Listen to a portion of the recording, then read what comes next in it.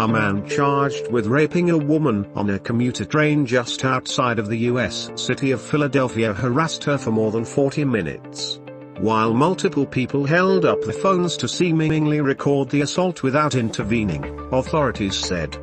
Police do not believe a single witness on the train dialed 911. They are investigating whether some bystanders filmed the assault. Nigerian troops killed 24 suspected insurgents in 2 attacks in the northeast and recovered some weapons, the army said on Tuesday. Boko Haram and its offshooters like State West Africa province have been fighting the Nigerian armed forces for more than a decade in a conflict that has killed hundreds of thousands and displaced millions. Top United States envoy to Afghanistan's Al-Khalilzad is stepping down, the State Department has announced, less than 2 months after the U.S. withdrawal from Afghanistan and the Taliban takeover of the country. Iran's President Raisi said seriousness on the part of the United States in upcoming talks to restore the 2015 nuclear deal would mean lifting sanctions against Iran. Iran says it will come back to the Austrian capital soon and is still reviewing records of 6 rounds of negotiations that ended in June. The US and Europe continue to push Iran to commit to a return date. A group of 10 naval vessels from China and Russia sailed through a strait separating Japan's main island and its northern island, the Japanese government said. It also added that it is closely watching such activities. Russia and China held joint naval drills in the Sea of Japan as part of naval cooperation between the two countries from October the 14th to the 17th. It involves warships and support vessels from Russia's Pacific Fleet. China has denied a report that it tested a nuclear-capable hypersonic missile earlier this year, claiming instead that it was carrying out a spacecraft check focused on reusable technology. To media reports, the trial allegedly saw the nuclear-capable hypersonic missile circle around the globe at low orbit before cruising down towards its target, which it missed by about 38 kilometers. It was not a missile, it was a space vehicle, ministry spokesman told a regular press briefing in Beijing. South Korea opened its largest defense expo ever on Tuesday, showing off its next-generation fighter jet, drones, and other technology in an effort to boost economies around the world rebound from the COVID-19 pandemic. Opening ceremonies for the International Aerospace and Defense Exhibition at an airbase were however somewhat overshadowed by the launch of what South Korea said was a North Korean submarine-fired ballistic missile. North Korea has fired at least one ballistic missile towards the sea off its eastern coast. North Korea has a submarine base as well as equipment for test-firing submarine-launched ballistic missiles in the area and has previously launched other types of missiles from there. Officials from the United States and South Korea have been trying to encourage North Korea back to stalled negotiations on its banned weapons and nuclear programs. India and Israel agreed to resume talks on a free trade agreement from November, with the aim of signing a deal by mid-2022.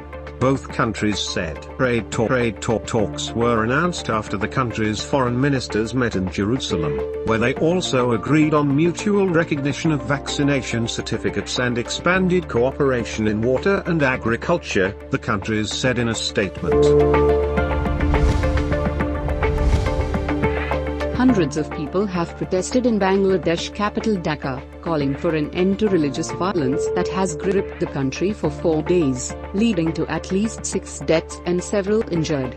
The violence began on October 15th, when hundreds of Muslims protested in the southeastern district over the viral social media image of Islamic holy book with Hindu deity.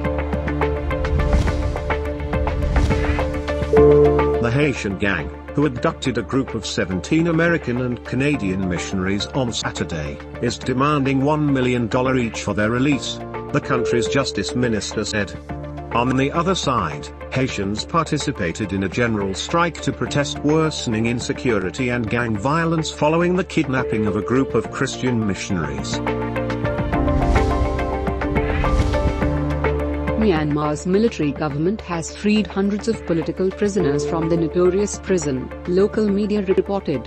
Minutes after military ruler's speech, state television announced more than 5,600 people arrested or wanted over their roles in anti-coup protests would be freed in an amnesty on humanitarian grounds. A strong earthquake has struck several islands in Greece and other regions in the eastern Mediterranean, including the southern Antalya region in Turkey as well as cities in Egypt. So shook the Cypriot capital Nicosia, Beirut in Lebanon, Cairo and other cities in Egypt, parts of Israel and the Palestinian territories, and the region around southern Turkey's Antalya, foreign news agency reported. Prime Minister Imran Khan promised to establish an exemplary rule of law in the country. He said that everyone, irrespective of their status in society, will be equal before the law. We will have to make the powerful abide by the laws of this country, otherwise, the system will never be corrected, the Premier said while addressing the conference in Islamabad on the occasion of the birth anniversary of Holy Prophet peace be upon him, a day of spiritual significance in Islam. A day of spiritual significance in Islam is being celebrated across the country today with traditional zeal and fervor. It is the anniversary of the birth of Holy Prophet Muhammad peace be upon him. Already announced a public holiday, the day dawned with a 31 and 21 gun salute in the federal and provincial capitals, respectively, following a night of mehfilin art, conferences, and fireworks. Special prayers offered in mosques to uphold and flourish Islam and religious teachings, unity, solidarity, progress, and the welfare of the Muslim community. Pakistan reported Tuesday morning 20 new fatalities from coronavirus, which is its lowest number of deaths from the virus in a single day since the fourth wave started back in July. According to the latest COVID-19 statistics by the National Command and Operations Center, 43,786 coronavirus tests were conducted across the country in the last 24 hours, out of which 603 people tested positive. The country's positivity rate currently stands at 1.37%. Dengue fever claimed 3 more lives in Islamabad during the past 24 hours, lifting the capital's death toll from the mosquito-borne disease this year to 9. In Punjab, the death toll from the disease this season has climbed to 21. There are 374 cases reported in the Punjab in last 24 hours. Most of the dengue cases, 204, were reported in Lahore. Bitcoin hit a 6-month high and was within striking distance of a record on Tuesday as traders bet an anticipated listing of a futures-based U.S. exchange-traded fund could herald investment flows into Bitcoin and cryptocurrency assets. Bitcoin, the world's biggest cryptocurrency by market value, rose as far as 1.5% during the Asia session to $62,991, its strongest level since the record peak of $64,895 in April. Africa's fabled eastern glaciers will vanish in 2 decades. 118 million poor people face imminent drought, floods or extreme heat, and climate also shave 3% off continental GDP by mid-century, the UN Climate Agency warned on Tuesday.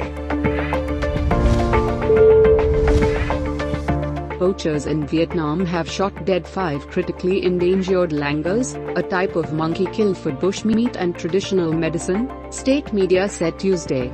Restricted to the forests of central Vietnam, the known global population of this type of langur is less than 1,000, according to conservation group Fauna and Flora International.